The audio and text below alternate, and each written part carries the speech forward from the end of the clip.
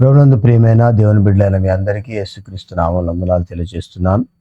ఈరోజు మన వాగ్దానముగా పరిశుద్ధ గ్రంథంలో నుంచి కీర్తనలు 34వ అధ్యాయము 19వ వచనాన్ని మనం కలిసి చదువుకుందాం.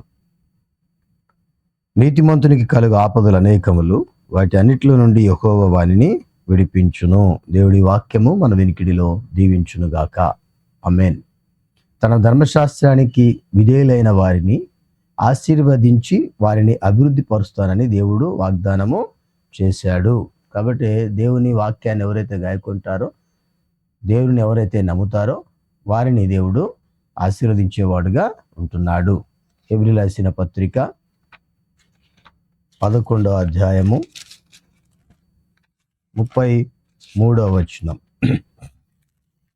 33 నుంచి 38 వరకు. వారు విశ్వాసం ద్వారా రాజ్యములను జయించిరి, నీతి కార్యములను జరిగించిరి, వాగ్దానాలను పొందిరి, సింహములను మూసిరి, అగ్ని బలములను చల్లార్చిరి, ఖడ్గదాలను తప్పించుకుని, బలహీనులుగా ఉండి బలపరచబడిరి, యుద్ధములో పరాక్రమశాలులైరి, అన్యుల సేనలను పారదోలిరి. ఈ విధంగా ఎన్నో కార్యక్రమాలు విశ్వాసులుగా ఉన్నటువంటి దేవుని నమ్మిన వారిగా ఉన్నవారు కలిగి ఉంటున్నారు. ఆఖరిగా మనము అదే 38వ వచనం చూస్తే, వారు హింసింపబడినప్పుడు బాధించబడినప్పుడు కూడా వారు దేవుని కొరకు జీవించిన వారు. అట్టి వారికి ఈ లోకం యోగ్యమైనది కాదు. ఈ లోకంలో నీతి కలిగి దేవుని మహిమార్థంగా జీవించాలనుకున్న వారికి కలిగేటువంటి ఆపదలు అనేకాలు ఉంటాయి. కానీ వాటన్నిటి నుండి యెహోవాయే వారిని విడిపించు వారిగా ఉంటా ఉన్నారు. 12వ అధ్యాయము 5వ వచనం. నా కుమారుడా, ప్రభువుచే శిక్షను తృణీకరించకము, ఆయన నిన్ను గద్దించినప్పుడు విసుకకము. ప్రభువు తాను ప్రేమించు వారిని శిక్షించి తాను స్వీకరించు ప్రతి కుమారుని దండించును అని కుమారులతో సంభాషించినట్లు మీతో సంభాషించు ఆయన హెచ్చరికను మరచితిరి. కాబట్టి దేవునితో కలిగి ఉండేటువంటి ఐక్యతను మనం పోగొట్టకూడదు. అది శిక్ష కాదు, శిక్షణగా మనం తీసుకునే వారమై ఉండాలి. కాబట్టి 10వ వచనం ఏమంటుందంటే 12:10లో హెబ్రీయులకు రాసిన పత్రికలో, వారి కొన్ని దినముల మట్టుకు తమకిష్టం వచ్చినట్లు మనల్ని శిక్షించిరి గాని మనము తన పరిశుద్ధతలో పాలు పొందవలనని మన మేలు కొరకే ఆయన శిక్షించుచున్నాడు. మన మేలు కొరకే దేవుని యొక్క శిక్ష, కష్టము, శ్రమ, ఇరుకు, ఇబ్బందులు మనం కలిగి ఉంటాం. కాబట్టి మత్తయి సువార్తలో కూడా దేవుని వాక్యం తెలియజేసింది. ఏమనంటే 5వ అధ్యాయం ధన్యతల్లో మనతో మాట్లాడుతూ వచ్చింది 10వ వచనం నుండి. నీతి నిమిత్తం హింసింపబడి వారు ధన్యులు, పరలోక రాజ్యం వారిది. నా నిమిత్తము జనులు మిమ్మల్ని నిందించి హింసించి మీ మీద అబద్ధముగా చెడ్డ మాటలెల్లా పలికినప్పుడు మీరు ధన్యులు, సంతోషించి ఆనందించుడి, పరలోకమందు మీ ఫలము అధికమగును. కాబట్టి శ్రమ వెనుక, లేకపోతే హింస వెనుక, బాధ వెనుక, ఆపద వెనుక, లేక శోధన వెనుక మనకు ఆశీర్వాదాలు ఉంటాయి.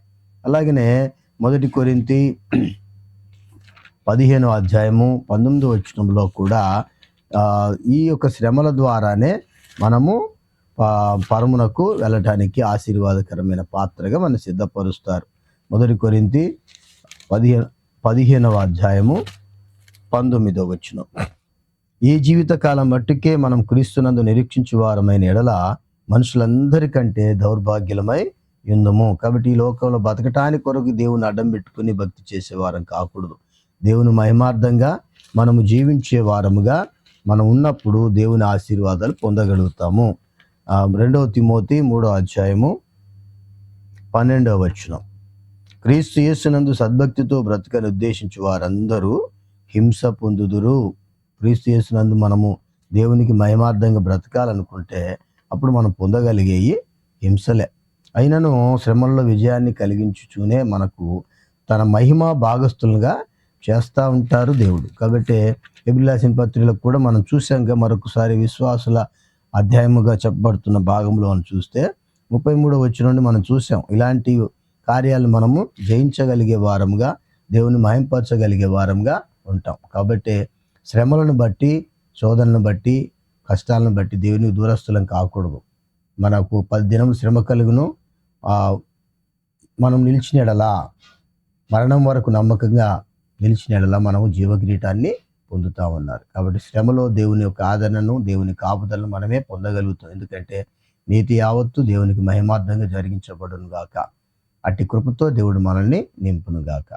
ప్రేమగల తండ్రి, పరిశుద్ధాత్మ దేవా, నీకు వందనాలు చెల్లిస్తున్నాను. నీ కృపను బట్టి వందనాలు నాయన. ఇట్టి ఆధిక్యత మాకు దయచేయండి. శ్రమలలో నిన్ను ఘనపరిచే కృపతో మమ్మల్ని నింపుమని అతి త్వరగా రానయ్యున్న యేసు నామమున వేడుకొంచున్నాము తండ్రి. ఆమెన్.